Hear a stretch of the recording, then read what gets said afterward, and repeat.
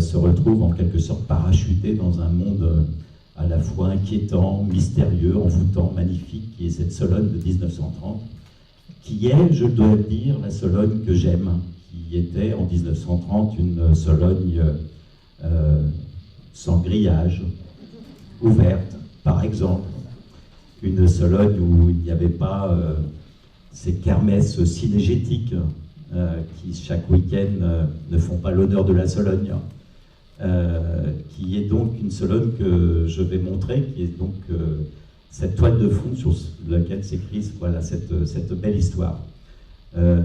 J'ai été très honoré et un petit peu étonné lorsque j'ai envoyé le scénario à un certain acteur qui s'appelle François Cluzet, de recevoir en moins de 24 heures une réponse pas positive mais enthousiaste, et un casting qui est donc François Cluzet, François Berléand, Éric Elmosnino, Valérie Carcenti, l'humoriste Laurent Gérard, que vous connaissez tous, enfin un casting assez extraordinaire pour ce film. Au travers de ce film, je vais montrer ce que j'aime, qui est cette Sologne que j'aime, une Sologne que j'ai envie de défendre aussi contre un certain nombre de choses qui aujourd'hui me font mal. C'est un film qui va sortir donc dans un petit peu moins d'un an aujourd'hui, avec autour de ce film un roman qui lui paraîtra au mois de mai, avec un grand album photo, avec beaucoup de déclinaisons. On va donc beaucoup parler de ce film, beaucoup parler de la Sologne, et j'espère être un bel ambassadeur de cette Sologne que je pense vous aimez aussi, et que j'ai envie de partager au travers de ce film. Nous avons calé le tournage du film pour avoir du vert, du jaune, et peut-être par chance du blanc, du givre en tout cas. Donc nous avons commencé le tournage aux environs du 15 septembre et il va s'achever donc fin novembre. Donc nous avions pendant les premières semaines de l'été, ou presque de l'été, et puis nous avons eu cette saison merveilleuse que vous connaissez, que nous sommes en train de vivre maintenant et qui va dans quelques jours nous conduire vers l'hiver. Donc on aura presque voilà, les 3 saisons au travers d'un tournage qui lui aura duré un petit peu plus de 2 mois et demi, 3 mois. Vous verrez dans ce film, je pense, tous ceux qui connaissent profondément la Sologne, ce qu'ont pu être ces gardes-chasse d'autrefois, ces hommes qui avaient ce rapport à la nature. Vous allez retrouver au travers d'une scène, par exemple, il y a bien sûr des lapins qui sont pris au collet, et il y a des brochets qui sont attrapés avec autre chose qu'une canne à pêche, mais avec des pièges que je connaissais moi-même et que j'ai posés moi-même avec mon grand-père ou ce garde-chasse, etc., etc. Tout le film, toute l'histoire, qui est une belle histoire, a été construite, même si on suit le fil conducteur de cette histoire, sur à chaque fois des décors et des actions qui sont justement celles-ci, qui sont une rencontre. J'ai cité les acteurs du film, et un des grands acteurs du film est un grand cerf 18 corps, qui nous a donné un petit peu de fil à retordre, n'est-ce pas Philippe? Mais il y a dans ce film des sangliers, des hardes de sangliers, il y a des grands vols de canards, il y a des palombes, et d'ailleurs il faut parler du travail extraordinaire que fait mon ami Laurent Charbonnier, que vous connaissez sans doute tous, et qui tous les jours m'envoie le matin des messages. Je suis depuis 8 heures à l'affût, et ça y est, je viens de faire une image magnifique d'un brocard, de sanglier, de palombe. J'étais d'ailleurs il y a encore un quart d'heure en train de visionner ces images qu'il a fait avant-hier, absolument magnifiques, à contre-jour, au travers des arbres de palombe qui arrivent. Et je pense que vous verrez au travers de ce film, voilà, tout ce que nous voyons tous les jours, tout ce que nous aimons, tout ce que nous surprenons parfois avec beaucoup de difficultés, parce que voir un grand cerf 18 corps se baigner dans une rivière pour semer les chiens n'est pas forcément quelque chose de facile à voir, encore plus difficile à filmer, mais vous le verrez dans le film.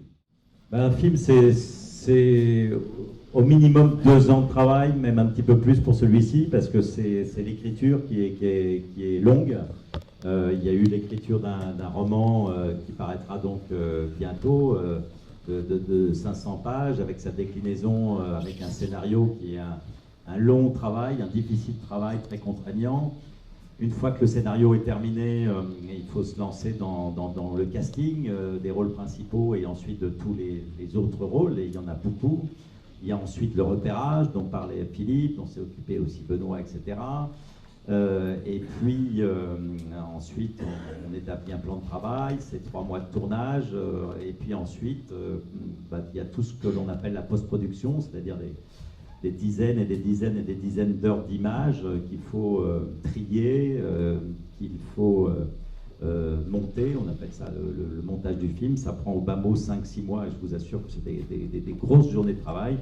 Il y a ensuite tout ce qu'on appelle le mixage, la musique, etc. Donc tout ça, c'est 2 ans et demi de travail en ce qui concerne ce film. On a beaucoup parlé d'animaux, de nature, d'arbres, de bruyères, etc. Mais ce film, c'est autre chose. C'est les transmissions par un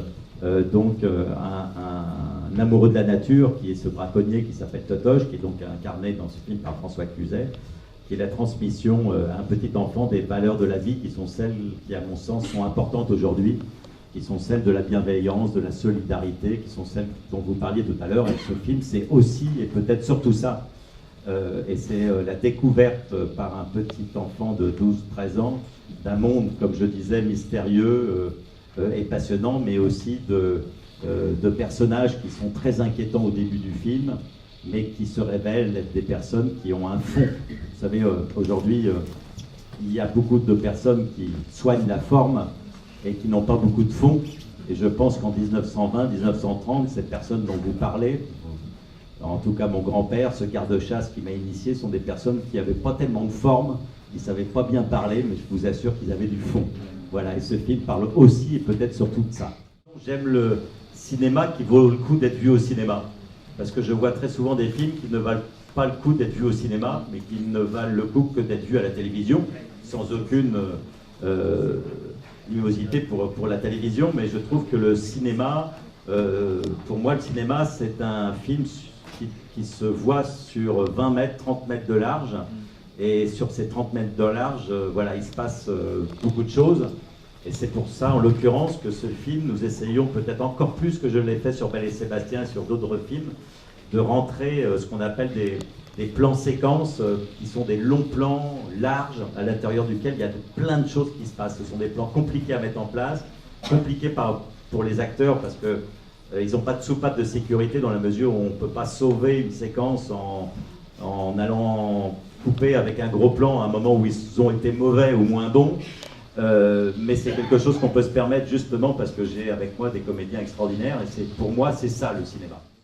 Ce film est doublement attendu. Quand je dis doublement, c'est qu'il est attendu par rapport à ce succès-là, mais aussi grâce au casting formidable que l'on a, à la promotion qui va pouvoir être faite et dont je sais aujourd'hui qu'elle va être importante. Donc je pense que le film va sortir, va être ce qu'on appelle une très grosse sortie. Si vous avez l'habitude un petit peu des copies, je pense qu'on sera au-delà de 400 copies, 450 copies pour le film. En tout cas, je peux vous dire qu'il y en aura beaucoup en Sologne et que j'ai déjà répondu présent, et j'essaierai de le faire au maximum, d'aller dans les différents endroits où le film sera projeté en Sologne pour remercier toutes ces personnes un petit peu partout qui nous ont aidés. Et donc j'accompagnerai aussi bien évidemment le film en Sologne. Donc je pense qu'on aura l'occasion de se revoir avec le film.